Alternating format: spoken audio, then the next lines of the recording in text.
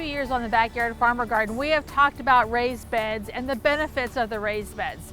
We've given you some ideas of design, why they're important, and how they will help you succeed. But we haven't really talked about what you put inside that raised bed. And we've had a lot of questions about that. So we're going to show you really how to take your raised bed and kind of fill it up and what to do. But first, you have to do a little bit of garden math.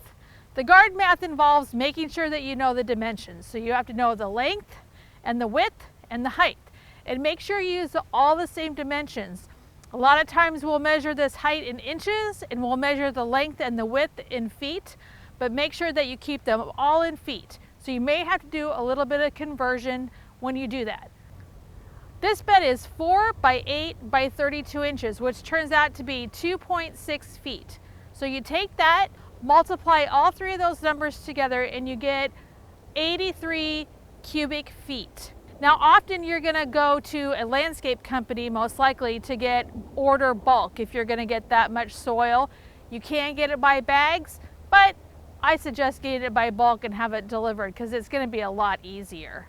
So most landscape companies are going to ask for it in yards. So you're going to take that 83 cubic feet, divide that by 27, and you're going to have your total yards.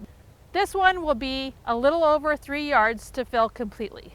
Don't forget, over the season, it will compact down a little bit, but don't worry, you're going to continually add it, and most likely you're going to be making your compost, so that's what you'll be able to add back into that soil to kind of keep refreshing it throughout the season.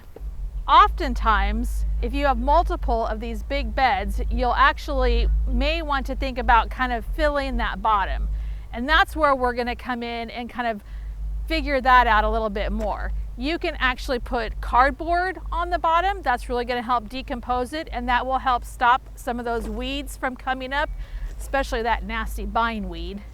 You can also add some of your logs. You can add some branches. You can add some food scraps for composting. You can also add some of your own compost. So if you figure that out, make sure that you subtract that distance of the height if you don't want to order as much soil. So lots of opportunities for raised beds. We've looked at design over the years, and we looked at how successful they are, and now we're looking at how to fill them up.